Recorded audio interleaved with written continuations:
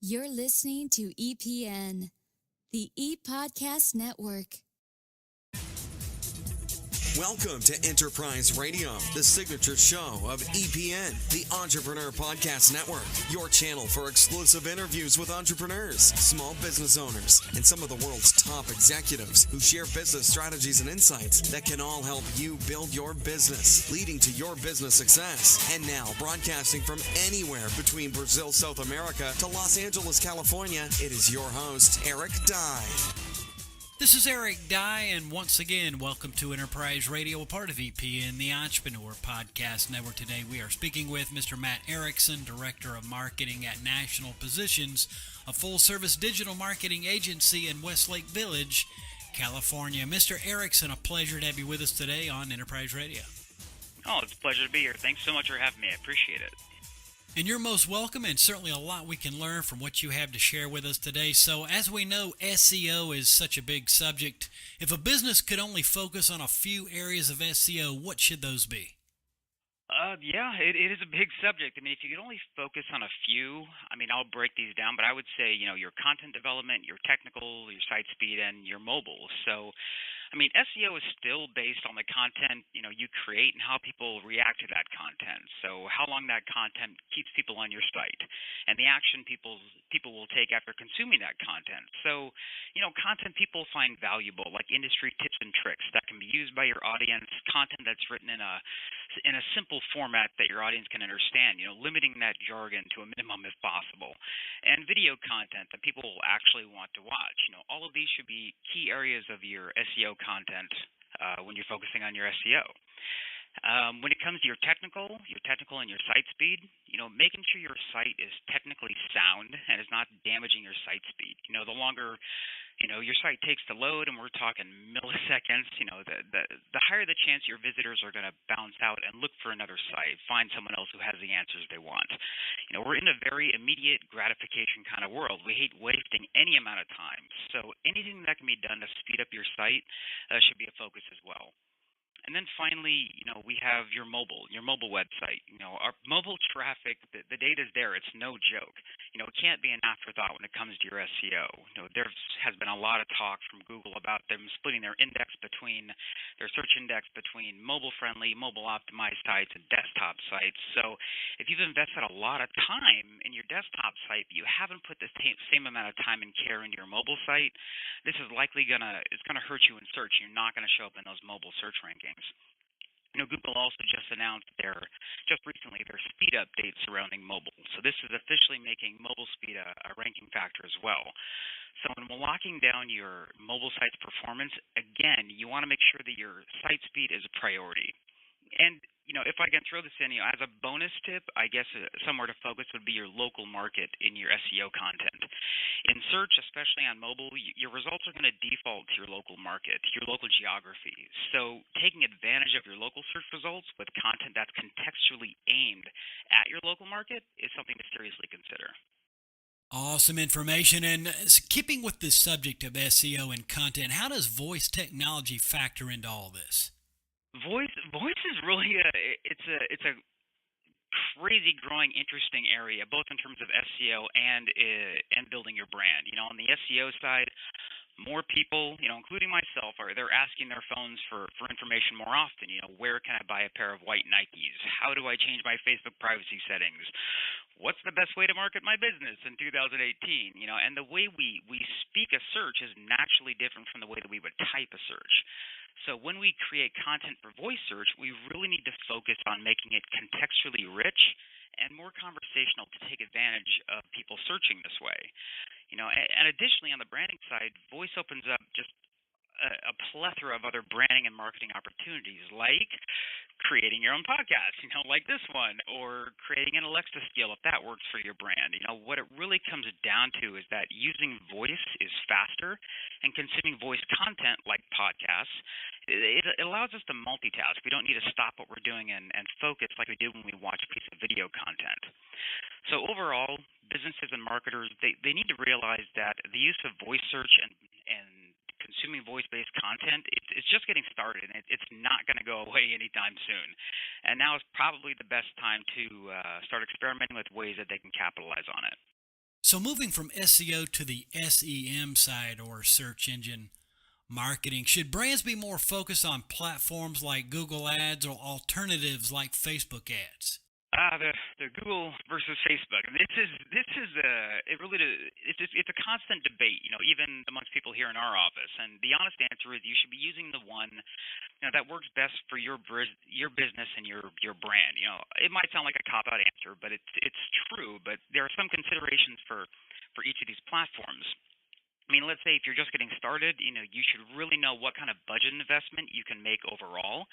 And you should also know with who you're really trying to target, and then work backwards, go from there. So, for example, if you were a small boutique kind of business, your product was a prepared meal delivery service, and you could only afford to spend maybe $200 a month on advertising, I would say, go with Facebook ads.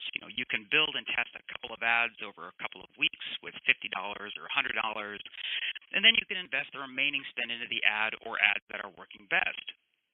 Now, targeting for this type of boutique, business in a local market, to the exact demographic specifications you're looking for would cost, maybe $3 to $5 per thousand people reached, which would be far more cost effective than your standard Google ad. Now, if you were an international business-to-business cybersecurity company and you could invest $50,000 a month, you're going to have a much wider net that you can cast. And paying $50 to $80 per click on Google in this type of industry might be totally worth it for you. So with this type of business, Google Ads may be the best way to test and invest. But overall, if you can afford to advertise and test on both to get a real-world taste of each segment, your Google and your Facebook audience, I would definitely do it. And I'd say that's some good advice. Today we're speaking with Mr. Matt Erickson, the Director of Marketing at National Positions, a full-service digital marketing agency located in Westlake Village, California, here on Enterprise Radio, a part of EPN, the Entrepreneur Podcast Network. Now, retargeting on Google and Facebook, when should brands or marketers be using this strategy? Yes. They should, if you're advertising on either platform, remarketing should be part of your mix. It should be baked into your strategy. As everyone knows, or hopefully you should know, usually we need to see a brand, a name, a product, a service several times. It's like 7 to 10 times or more, before we'll take any kind of action and go and actually look for that product. So remarketing helps us do just that. You can show your message to the same audience and often at a lower cost than your first touch advertising. So being that you can remarket or retarget on both platforms, you could actually run remarketing campaigns across your platforms as well. Not a lot of people will talk about this or seem to. So, for example, you could run a Google campaign, a PPC campaign that sends visitors to a landing page that has a Facebook remarketing pixel on it, which then would let you show them another ad on Facebook. So using them together can be extremely beneficial. It might take a little longer, a little more legwork to tease out the data and the correlations on, this kind of campaign, remarketing across the platforms. But if it works, it's going to be totally worth it. Now, also you mentioned teasing out the data. Why is the data so important when it comes to SEO and SEM? Data. People get a little skittish around data sometimes, but I mean the simple answer when you break it down is because the data really doesn't care about our feelings or really about anything. It doesn't care how creative you are. It doesn't care what has worked for you in the past or how great you think your idea is. The data tells us the quote-unquote true Hollywood story, if you will, about what your marketing is doing, and it's only there to help us improve. Mm-hmm. And if you know what you're looking for, you can use it to help guide your SEO and SEM efforts. So one example would be your website. If you have a great-looking site, but the analytics, the data, it's saying you don't have any traffic, then you have an attention problem or a search problem or maybe both. If you have a lot of traffic, that's fantastic. But if the data is showing that you have an 80 to 90% bounce rate, they're coming in and then they're leaving immediately, you may have a content problem or maybe a slow loading issue that's causing people to bounce out of your site. Like we discussed before, a slow loading site can equal a higher bounce rate. And on the flip side, let's say you have a lot of traffic, you have a low bounce rate, you have decent time on site, the data's looking all fantastic, but you don't have any site conversions. Now you may be needing to focus your time on your calls to action and your site forms. All in all, understanding the data is just there to help guide our improvement. The same thing applies to your content, your videos, your advertising, when it comes to the data, almost everything. If you know how things correlate in the big picture, you can use the data to weed out the bad and pinpoint the good in your marketing strategies. Really appreciate all the information shared here today. Most helpful in every regard, and thanks for your time as well. In conclusion, any closing thoughts, a takeaway, a tip, anything else you'd like to add in conclusion? I think, just all in all, when it comes to marketing, it can sometimes feel like an uphill battle. It can just feel like you're trying to nail Jello to the wall, and it's hard to make strides, but there are lots of tools and strategies, that you can try and that you can test. I would say overall, don't try to do everything all at once. This is for marketers and for, business owners. Pick a few things that make the most sense to your business, to your brand, and then go from there. Really put the work into those strategies. Keep an eye on the data. Keep testing and trying to improve bit by bit. Build a good foundation, and above all, just be patient and strive for steady growth. Not the spikes, but steady growth. Mr. Erickson, super information shared here today. Again, we thank you so much for your time and for advice shared here on the program. Where can listeners get further information on your firm, national positions, and also the best way to be in contact as well? Sure, you can go to www.nationalpositions.com. And that certainly works. Again, Mr. Erickson, all the best, and thanks so much for joining us here today on Enterprise Radio. Much appreciated. Oh, thanks so much, Eric. Pleasure anytime. Thank you so much. And you're more than welcome. We've been speaking with Mr. Matt Erickson, the Director of Marketing at National Positions, a full-service digital marketing agency in Westlake Village, California. And for further details, visit nationalpositions.com. And this is Eric Dye, and you've been listening to Enterprise Radio, a part of EPN, the Entrepreneur Podcast Network. Tune in to our live location as we are streaming live 24/7 around the world at ePodcastNetwork.com/live. You can also find our live stream on iTunes Radio and TuneIn Radio, as well as the TuneIn Radio app for your listening convenience. And as always, we thank you for your support and for tuning in.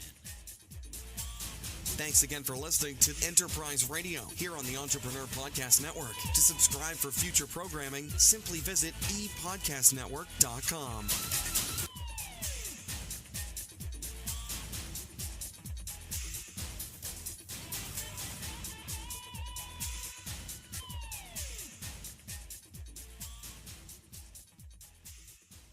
This is the ePodcast Network.